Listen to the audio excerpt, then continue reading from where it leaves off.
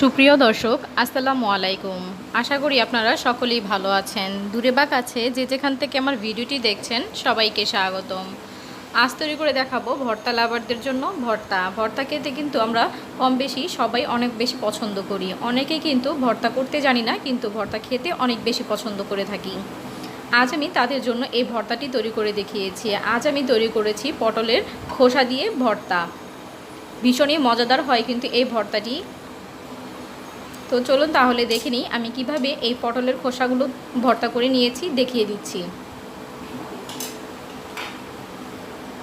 ভর্তাটি তৈরি করার জন্য প্রথমে আমি এখানে পটলের খোসাগুলো নিয়ে নিয়েছি এবং ধুয়ে ভালো করে পরিষ্কার করে নিয়েছি। এখন আমি এগুলোকে সিদ্ধ করে নেব। তার জন্য একটি কড়াইতে নিয়ে নিচ্ছি এবং এর মধ্যে নিয়ে নিচ্ছি পেঁয়াজ কুচি। আমি এখানে 2টা পেঁয়াজ কুচি করে কেটে দিয়েছি, একটু বড় বড় করে কেটে নিয়েছি। দিয়ে দিচ্ছি আস্ত 4 কোয়া রসুন আর দিয়ে দিচ্ছি কিছু কাঁচামরিচ। এই কাঁচামরিচগুলো কিন্তু ঝাল হয় না, তাই জন্য আমি একটু বেশি দিয়েছি। ঝালটা আপনারা আপনাদের প্রয়োজন অনুযায়ী দিয়ে দিবেন। এবং দিয়ে দিচ্ছি সামান্য একটু পানি আর দিয়ে দিচ্ছি প্রয়োজন অনুযায়ী লবণ। এখন এটাকে চুলায় বসিয়ে ঢাকনা দিয়ে ঢেকে সেদ্ধ করে নেব। অন্যদিকে দেখিয়ে দিচ্ছি আমি এখানে 1 টেবিল চামচের মতো সরিষা নিয়ে নিয়েছি। আমি এখানে কালো সরিষাটা নিয়ে নিয়েছি। এবার সরিষাগুলোকে আমি একটু পানি দিয়ে ভিজিয়ে রাখব। যতক্ষণ পর্যন্ত পটলের খোসাগুলি সিদ্ধ হয়ে যাবে ততক্ষণ আমি সরিষাগুলোকে ভিজিয়ে রাখব। দেখতে পাচ্ছেন পটলের খোসাগুলো কিন্তু সেদ্ধ হয়ে গিয়েছে, নিচে অল্প একটু পানি আছে। আমি ভালো করে নেড়ে চেড়ে পানিটাকে শুকিয়ে নেব।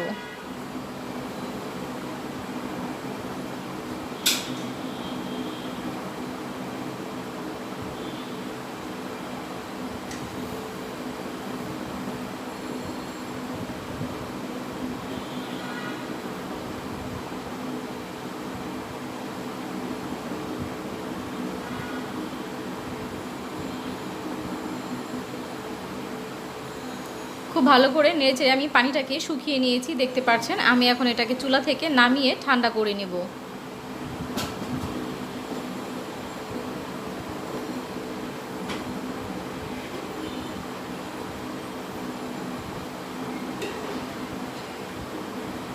ঠান্ডা করার পর আমি ব্লেন্ডারে ব্লেন্ড করার জন্য দিয়ে দিচ্ছি। আমি ব্লেন্ডারে খোসাগুলো দিয়ে দিচ্ছি।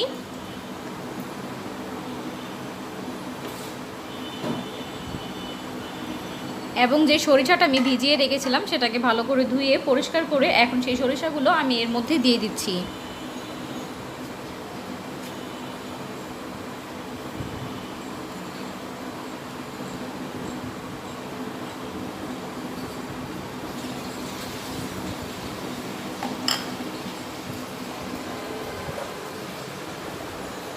এবার এখানে একটি পেঁয়াজের অর্ধেক পেঁয়াজ আমি এর মধ্যে দিয়ে দিচ্ছি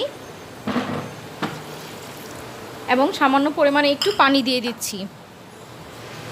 এবার ঢাকনা দিয়ে ঢেকে এটাকে খুব ভালো করে মিহি করে ব্লেন্ড করে নিব।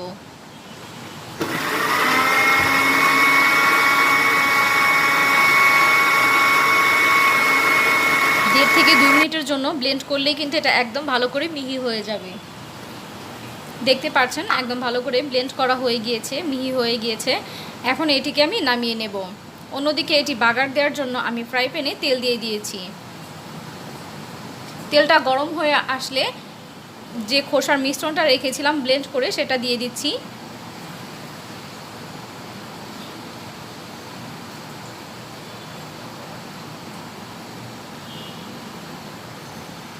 এবার অনবরত নেড়ে চেড়ে পানিটাকে শুকিয়ে নেব।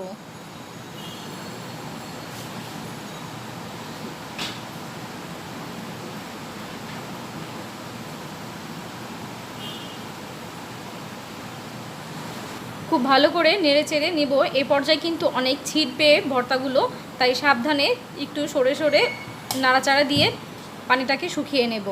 দেখতে পাচ্ছেন পানি কিন্তু অনেকটা শুকিয়ে গিয়েছে। আমি আরও কিছুক্ষণ এটাকে এইভাবে নাড়াচাড়া দিয়ে পানিটাকে আরেকটু শুকিয়ে নেব। ভর্তাগুলোকে আরেকটু শুকনো করে নেব।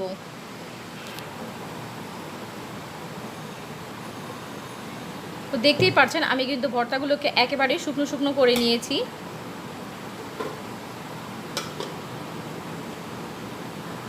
এই পর্যায়ে আমি চুলা থেকে নামিয়ে নিচ্ছি।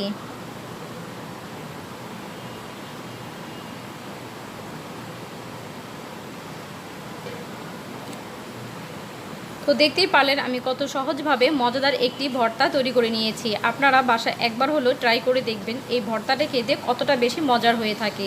এরকম একটি ভর্তার খাবার টেবিলে থাকলে কিন্তু আপনি অনায়াসে 1.5 থেকে 2 প্লেট ভাত খেয়ে নিতে পারবেন এই ভর্তাটা দিয়েই। এই ভর্তাটি খেতে অনেক বেশি মজার হয়ে থাকে। আশা করছি পুরো ভিডিওটি আপনাদের কাছে খুবই ভালো লেগেছে। ভিডিওটি যদি আপনাদের কাছে ভালো লেগে থাকে তাহলে অবশ্যই লাইক, কমেন্ট এবং শেয়ার করে দিবেন এবং আমার চ্যানেলে যারা নতুন আছেন তারা অবশ্যই চ্যানেলটিকে সাবস্ক্রাইব করে রাখবেন। আজ এই পর্যন্তই। আল্লাহ হাফেজ।